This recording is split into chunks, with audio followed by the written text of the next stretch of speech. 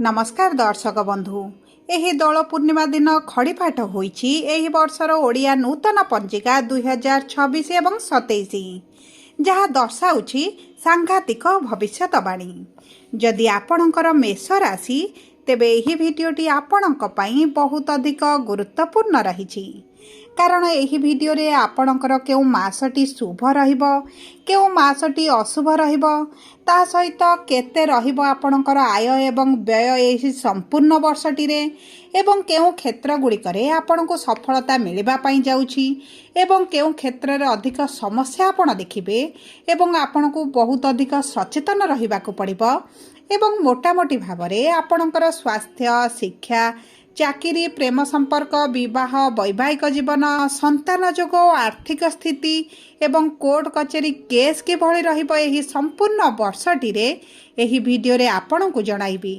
ता सहित आपणकर नक्षत्र अनुसारे प्रमुख ग्रह मानकर गोचर केउ मासरे केउ तारीख ठारू अधिक प्रभाव आपणक जीवन रे पकाइबे ताहा मध्य एही भिडियो रे आपन जानिबे।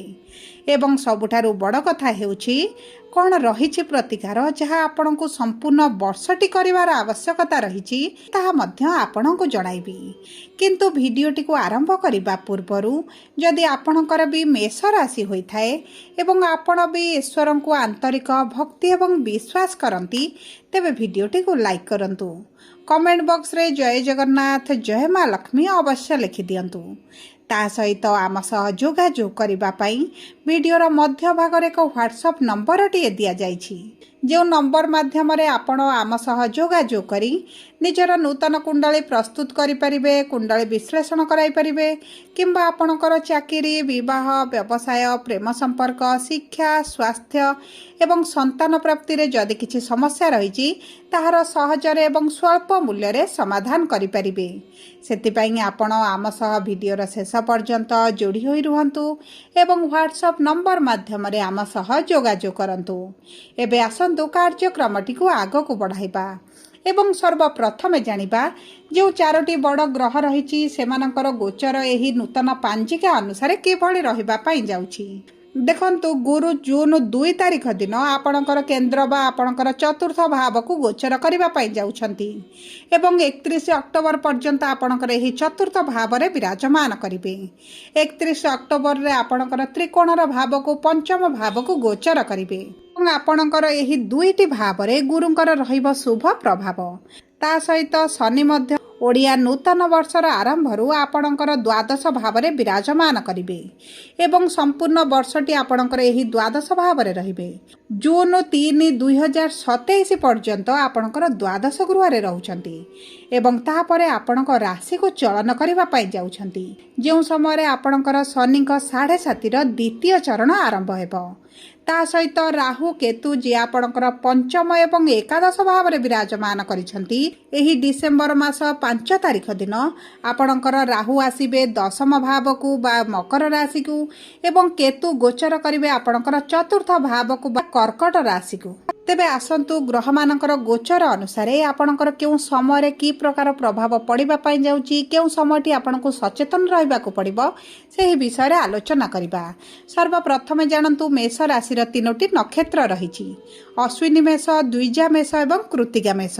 अश्विनी मेष राशि र व्यक्ति विशेषकर नक्षत्राधिपति होउछन्ति केतु एवं केतु आपणकर एही पंचम भाव रे डिसेंबर मास 5 तारिख पर्यंत विराजमान करिवे एवं डिसेंबर 5 तारिख परठारु आपणकर चतुर्थ भाव को गोचर करिवे जो कारणरू आपणकर शिक्षा क्षेत्र रे जो समस्या चलीची आपणकर शिक्षा रे जदी ब्रेक लागि जाईची शिक्षा रे जदी आगो को पढिबा पई चाहुचंती विभिन्न प्रकार समस्या आसुची किंबा आपणकर परिश्रम अनुसार आपनको फल प्राप्त हेउ नाही परीक्षा पई इंटरव्यू एंट्रांस पई बहुत थर चेष्टा करिबा परे मध्ये आपण विफलता देखुथिले तेबे आपणकर एही डिसेंबर मास 5 तारिख परठारु आपणक शिक्षा क्षेत्र रे आसीबो बहुत बड़ परिवर्तन।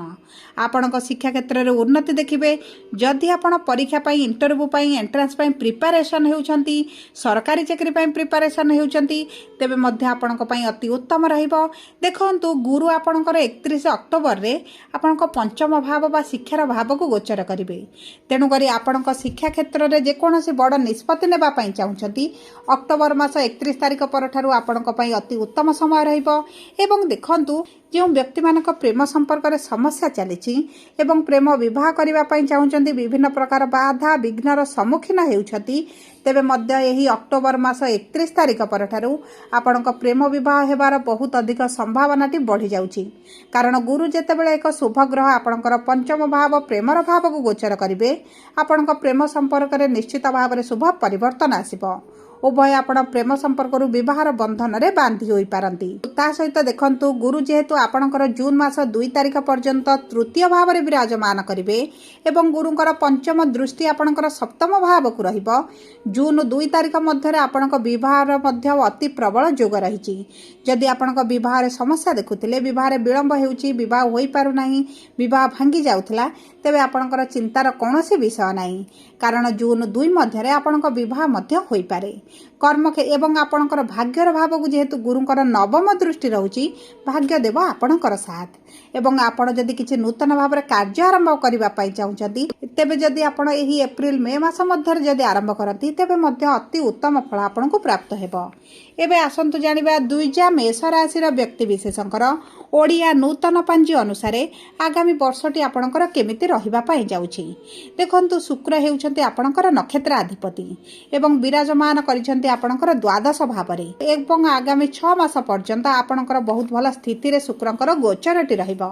तेणु करी जदि आपणकर किछि कोर्ट कचेरी केस चलिछि एवं दीर्घ दिन हला झुली रहिछि पेंडिंग रहिछि आपणकर अर्थ हानि हेउछि तेबे आपणकर चिंतार कोनोसी आवश्यकता नाही। आगामी दिन गुडिकर आपणकर निश्चित भाव रे एही केस रो समाधान होई जिवो एवं ता सहित आपणकर जदि पैतृक संपत्ति को नै किछिटा समस्या चलिथिला तेबे मध्ये आपण सेथिरे उन्नति देखिबे। एवं देखंतु जदि आपण किछि प्रॉपर्टी क्रय करबा पई चाहुथिले आपणकर जमी भूमि जागा गाड़ी किबा किछि बड़ जिनिस किनिबा पई चाहुछंती तेबे आपणक पई जून 2 तारिख परे अति शुभदायक रहिछि। आपण नूतन गृह प्रवेश करि पारंती नूतन फ्लैट हेउ नूतन जागा हेउ नूतन घर मध्ये आपण क्रय करि पारंती। कारण जून 2 तारिख गुरु उच्च स्थिति रे आपणक राशि रे विराजमान करिवे तेणु करी आपणक सुख सुविधा भोग विलास रे वृद्धि घटाइबे। ता सहित आपणक कर्मर भाव को जेहेतु सप्तम दृष्टि प्रदान करिवे आपणक कर्म क्षेत्र रे जून 2 तारिख परठारु शुभ परिवर्तन आपण देखिबे। आपणकर जदि प्रमोशन पेंडिंग रहिछि सैलरी इंक्रीमेंट पेंडिंग रहिछि किबा आपण ट्रांसफर करिबा पई चाहुचंती होई पारु नथिला तेबे कर्म क्षेत्र संबंधित अति शुभ फल आपनको प्राप्त हेबो। एही वर्षर द्वितीय अर्धटी आपनको कर्म क्षेत्र पई बहुत अधिक शुभदायक रहिछि। ता सहित जदि आपनको मन पसंदर चाकरी आपनको प्राप्त होई नथिला तेबे मध्य आपनको प्राप्त हेबो। आपण जदि चाकरी रे असंतोष अछंती चाकरी को परिवर्तन करिबा पई चाहुचंती तेबे मध्य आपनको शुभ फल प्राप्ति हेबो। एवं देखंतु जे माने विदेश रे अछंती एवं विदेश रे रही समस्या रे पडिचंती आपनको मानसिक दुश्चिंता बढ़ुची तेबे आपनको चिंतार कोनोसी विषय नाही। कारण जेहेतु शनिकर 7.5 चलीछि एवं शनि आपनको द्वादश भाव रे अछंती तेणु करी आपनको एही बळे विभिन्न प्रकार समस्या देखिबा को मिलुची। किंतु मने रखि थांतु स्वास्थ्य रे किछिटा समस्या आपण एही आगामी वर्ष रे देखि पारंती। आपणकर मेडिकल किछिटा अर्थ खर्च होई पारे आपणकर पेट जातीय समस्या किछिटा बाहरी पारे। विशेष भाव रे जदि आपणकर आंठू गंठी अंटा रे किछिटा जंत्रणा अनुभव करूछंती तेबे डाक्टर सहित तुरंत परामर्श करि नियंतु। कारण एही वर्षटी आपणक स्वास्थ्य पई एतडा शुभदायक रहिबो नाही। ता सहित आपणकर जेहेतु शनि आपणकर संपूर्ण वर्षटी आपणकर एही द्वादश गृह रे रहिबे तेणु करी आपणकर खर्चटी बढ़ी जिवो। ता सहित जदि आपणकर किछि विदेश यात्रा करिवार थिला तीर्थ यात्रा करिवार थिला तेबे आपणको शुभ फल प्राप्ति हेबो। आपणको संतान प्राप्ति पई अक्टोबर मास 31 तारिख परठारु अति शुभदायक समय रहिछि। जो मेष राशि रे व्यक्ति मानकर संतान प्राप्ति रे विलंब देखिलेनी विभिन्न प्रकार समस्या देखिलेनी तेबे आपणको पई एही आगामी वर्षटी बहुत अधिक शुभदायक रहिबो। एबे आसंतु जानिबा कृतिका मेष राशि रे व्यक्ति विशेषंकर एही आगामी वर्षटी ओडिया पांजी अनुसार किभଳି रहिबा पई जाउछि। देखंतु सूर्य हेउचंती आपणकर नक्षत्र अधिपति एवं सूर्य आपणकर एकादश भाव रे गोचर करूछंती एवं आपणकर एप्रिल मास ठारू आपणकर शुभ समय आसीबा पई जाउछि। जदि आपणकर स्वास्थ्य रे समस्या तेबे मध्य स्वास्थ्य रे आपण इंप्रूव देखिबे। आपणको कैरियर रे आसीबो जबरदस्त परिवर्तन। आपण जदि सरकारी चाकरी पई चेष्टा करूछंती तेबे एही एप्रिल मासटी आपणको पई बहुत अधिक शुभदायक रहिबो। एवं देखंतु गुरुंकर गोचर रे मध्य शुभ फल आपणको चाकरी क्षेत्र रे देखिबा पई मिलिबो। आपणकर जदि किछि उच्च शिक्षा करिवार अभिलाष रहितला तेबे ताहा मध्य आपणकर पूर्ण हेबो। देखंतु जो माने व्यवसाय करूछंती एवं पार्टनरशिप रे व्यवसाय करूछंती तेबे आपणकर जून मास परठारु पार्टनरशिप व्यवसाय रे अधिक उन्नति आपण देखिबा आरंभ करिवे एवं ता सहित जदि आपण नूतन भाव रे किछिटा पार्टनरशिप रे कार्य करिबा पई चाहुछंती तेबे मध्ये उत्तम फल प्राप्ति हेबो एवं आपणकर दैनंदिन रोजगार रे वृद्धि घटिबो। जदि आपणक वैवाहिक संपर्क पूर्वरु किछिटा केस कोर्ट कचेरी पर्यंत कथा पळैलाणी एवं उभय दूरता रहउचंती उभयक मध्य रे विशेष भाव रे भल संपर्क रहि नै तेबे मध्य आपणकर संपर्क रे सुधार आसीबो। एही नूतन वर्षटी रे आपणक परिवार मध्य रे सुख समृद्धि वृद्धि घटिबो एवं आपणकर जो आर्थिक स्थिति खराब परिस्थिति दे गति करूची आपणक आर्थिक स्थिति रे उन्नति आसीबो। आपणकर अधिकांश कर्ज ऋण सुझिबा पई मध्य आपण सक्षम होइजिबे।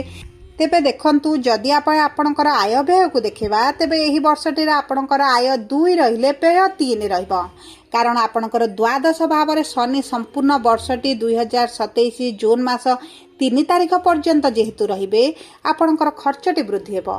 सेथिपई आपण निजर अर्थर संचय करि पारिबे नाही। जदि आपणको अर्थ को अन्य दिग प्रति संचय करंती तेबे मध्य आपणको पई शुभदायक रहइबो। आपण जदि शुभ कार्य रे किंबा भल जिनिस रे आपणकर अर्थ को इन्वेस्ट करि दियंती तेबे मध्य अति उत्तम रहइबो। नचेत आपणकर मेडिकल पिछा रे किछटा अर्थ खर्च होई पारे सेति प्रति आपणको टिके सचेतन रहिबाको पड़िबो। सबु परे देखंतु जेहेतु शनिकर 7.5 चलीची आपण प्रतिदिन हनुमान चालीसा पाठ करंतु। ता सहित शनिवार दिन शनिक मंदिर रे सोरिष तेल बा राशि तेल रे दीपटी अर्पण करंतु एवं शनिवार दिन गरीब लोकन को खाद्य दान करंतु कंबल दान करंतु किंबा किछिटा कला राशि हेउ सोरिष तेल किछिटा दान करिले आपणक पई शुभदायक रहइबो। एवं प्रतिदिन प्रातः समय सूर्य को जल अर्पण करंतु। चेष्टा करंतु शुक्रवार दिन छोट कन्या मानकु तांका मनपसंदर जिनिस किछिटा दान करिबा पई आपणक पई अति उत्तम रहइबो। सबु परे जदि आपणकर मेष राशि होइथाय वीडियोटी किभଳି लागला कमेंट बॉक्स रे लिखि जणांतु।